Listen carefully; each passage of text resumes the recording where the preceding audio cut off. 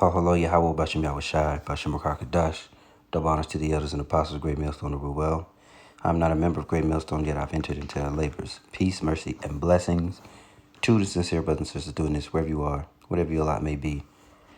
Coming at you with another quick one.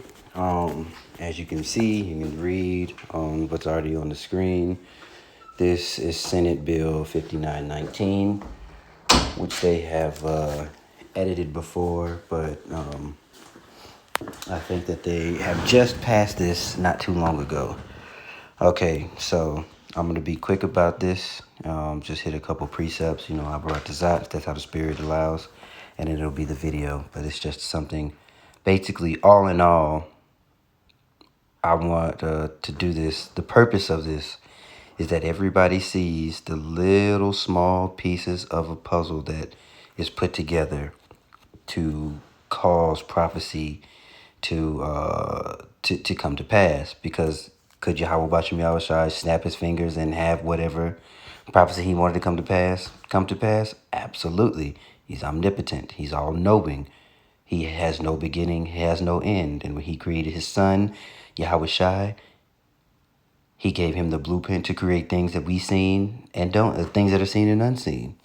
Okay, and that also goes for those spirits, that were from the Father given to him, those first fruits, right?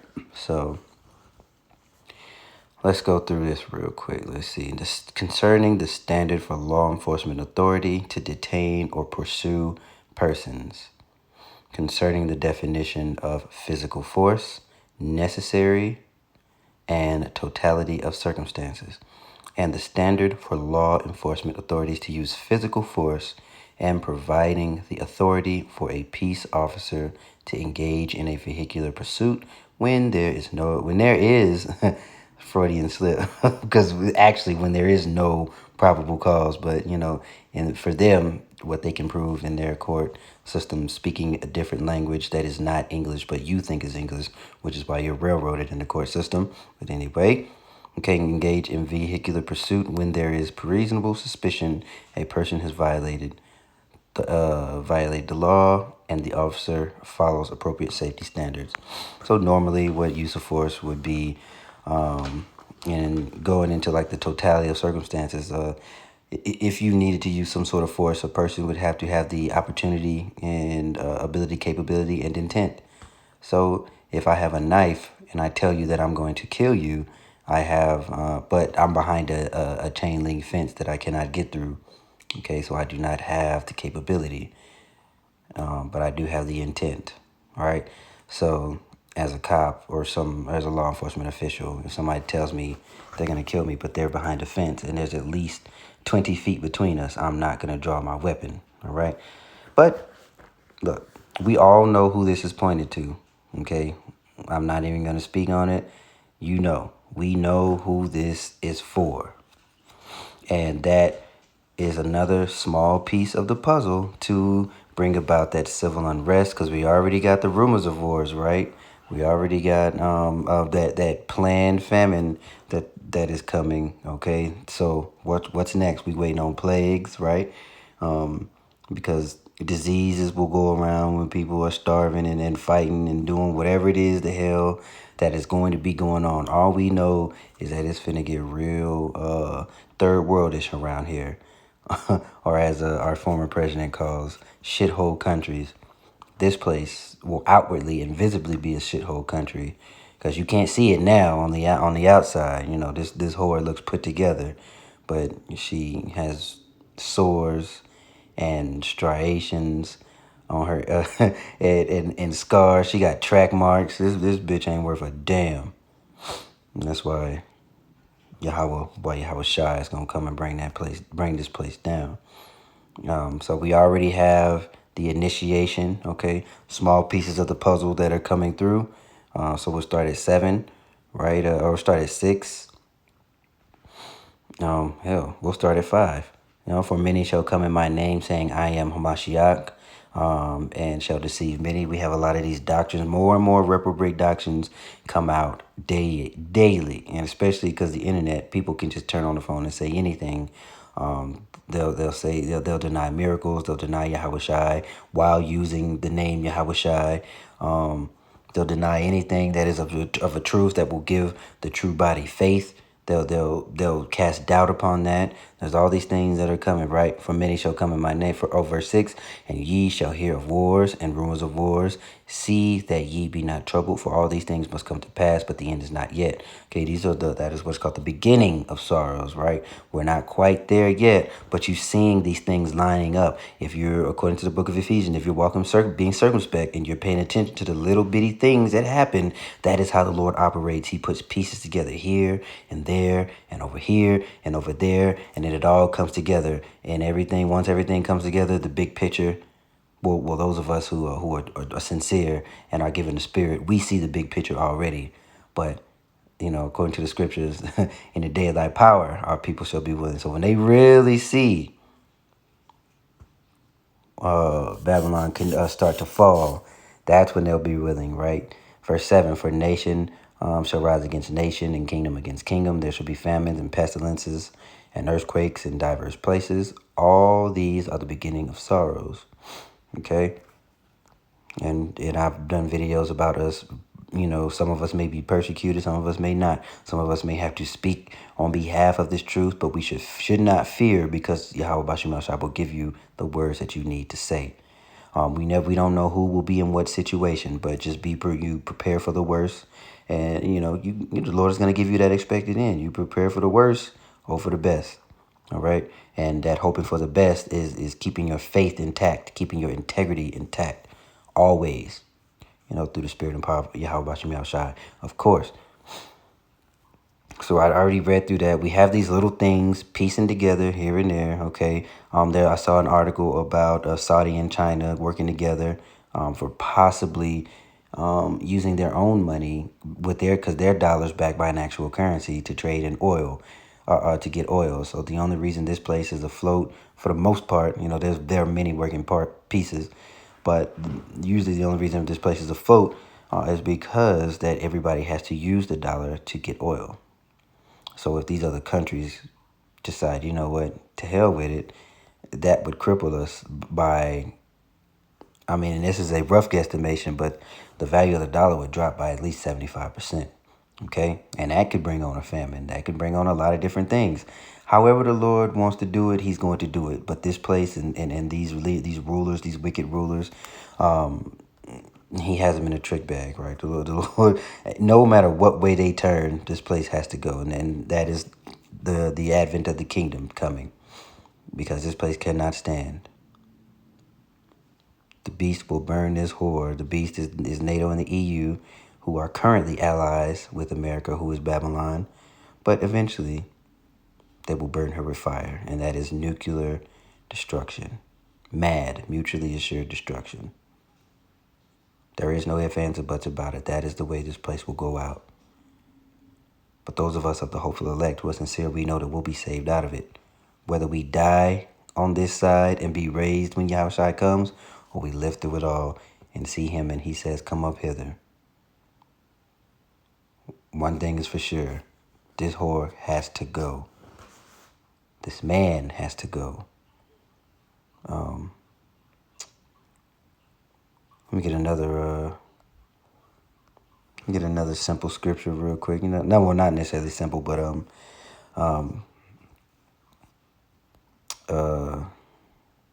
let's see. 10:1, I think it is. What I meant to say was a milk scripture. Very, it's one of the ones I learned first. One of the very few, or not, why can't I talk? One of the very first scriptures I've learned. It was a handful of them, but this one right here was the one that stuck with me. So woe unto them that decree unrighteous decrees and that write grievousness which they have prescribed. And if you look up that word prescribed, is to write something down, to get, so look at all the laws.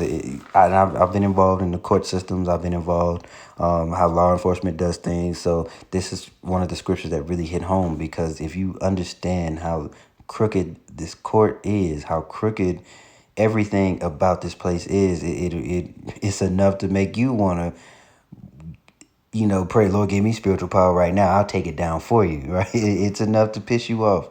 But we understand that we are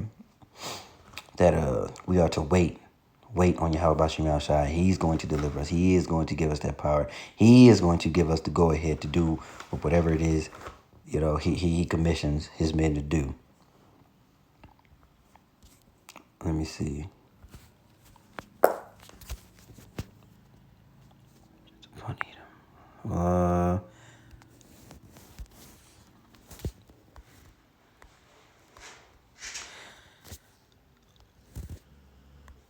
Let's see.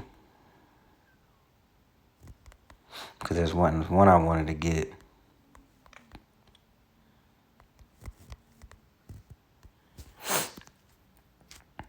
Yes, I couldn't think of the verbiage, but that's what I was looking for right here. Because I want to speak according to the word, all right? And I will lay my vengeance upon Edom by the hand of my people Israel, and they shall do in Edom according to mine anger and according to my fury, and they shall know my vengeance, saith Yahweh power. Because we all know who this is for, and they're just stacking up their chips. They're just stacking up that iniquitous currency. And I made that word up, iniquity, but their iniquitous currency. They are stacking up, and they are about to. The Lord's about to cash that in, and they're gonna have to pay for every single red cent. Pun intended, red, because Edom. I'm sorry. That was much. Okay. But anyway, as I was saying, we all know who this thing here is directed towards. But I simply just wanted to make brothers and sisters aware that you don't know. And again, the point of this was for you to see the small puzzle pieces, the little things that are starting to add up that will cause prophecy to be enacted or come to pass in its in its totality. That's a better way to put it. So keep paying attention, keep looking for these little things of like this. And also, obviously the big things, look for everything. Piece it together so so you can measure the times and, be paying attention and being diligent. So with that being said, I pray that you were edified. Again, this was just a little short update real quick. We got us a couple of precepts. You know what?